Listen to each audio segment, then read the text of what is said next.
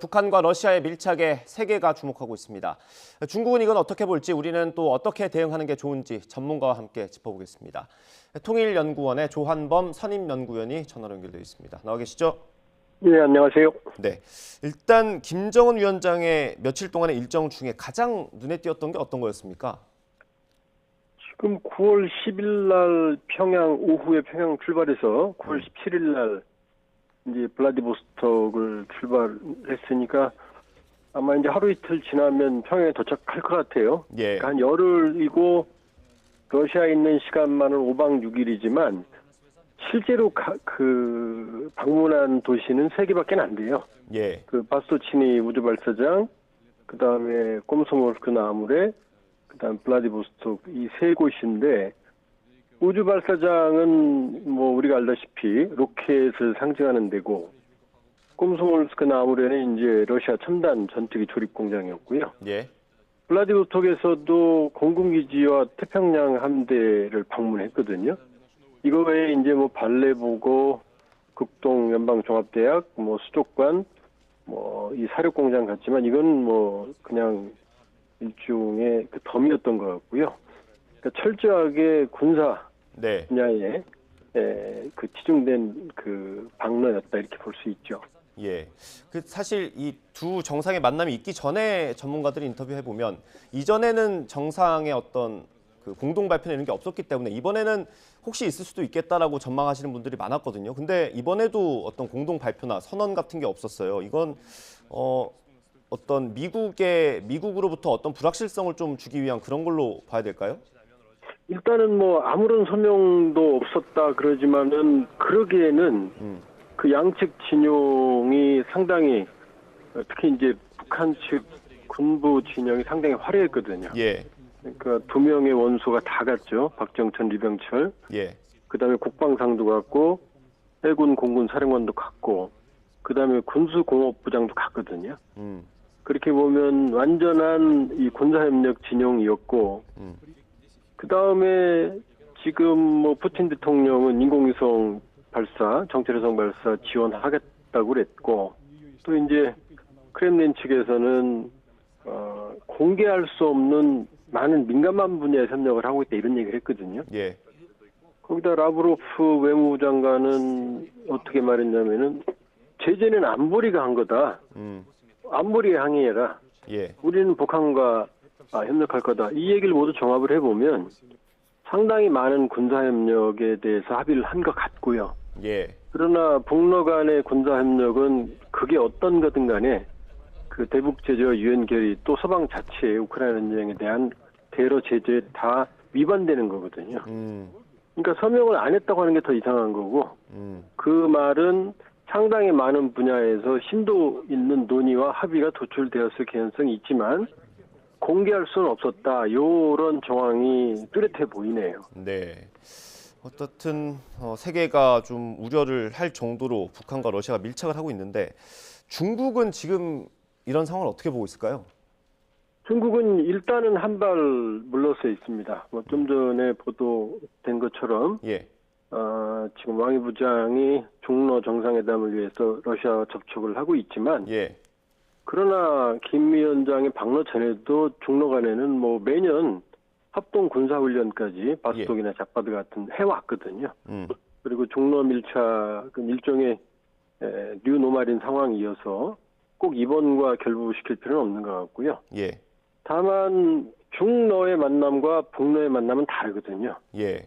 중로는 어느 정도 준합법적인 예를 들어서 우크라이나 전쟁에 대해서 현재까지 중국은 무기 지원이나 해상 무기 지원 안 하는 걸로 알려지고 있고 예.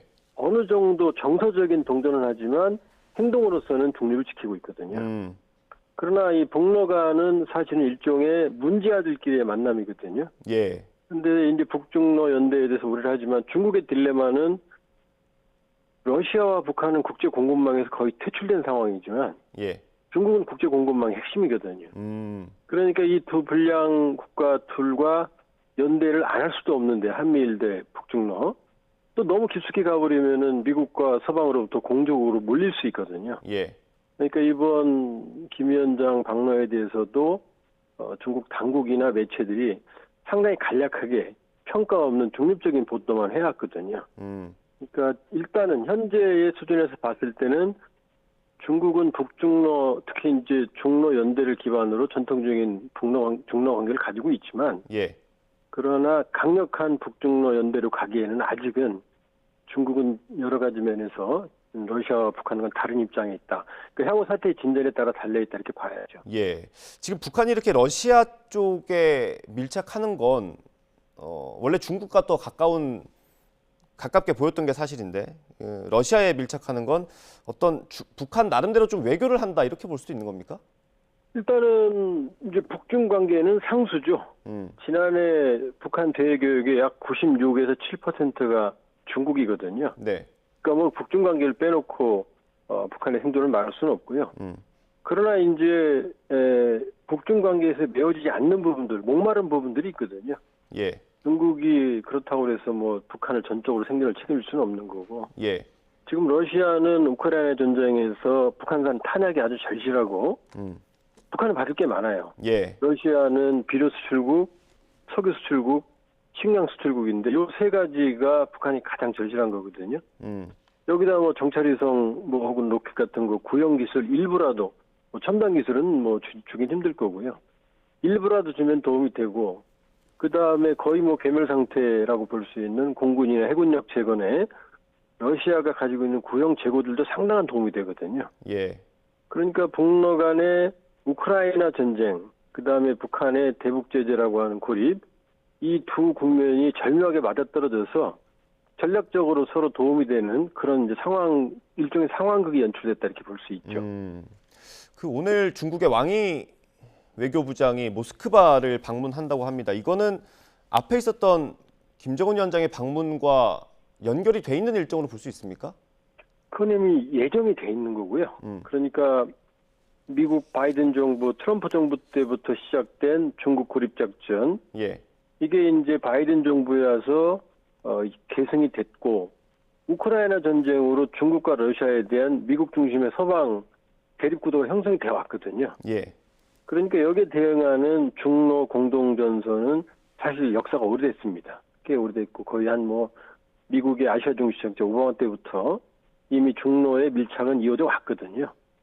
그러니까 지금 여기 큰 흐름으로 예. 중러 대 미국 유럽 대응 체제로 봐야 되는 거지 이번에 김 위원장 방로로 촉발된 건 아니다. 그러나 다만 북러 관계의 뉴노멀이 지금 특히 이제 북러 군사협력의 뉴노멀이 시작되고 있는 상황이기 때문에 예. 이 중러의 밀착이 과연 이제 북러 밀착과 어떤 시너지를 가질지는 좀 두고 봐야 됩니다. 예. 저희가 시간이 한 1분이 채 안 남았는데 짧게 좀 전망을 부탁드리겠습니다.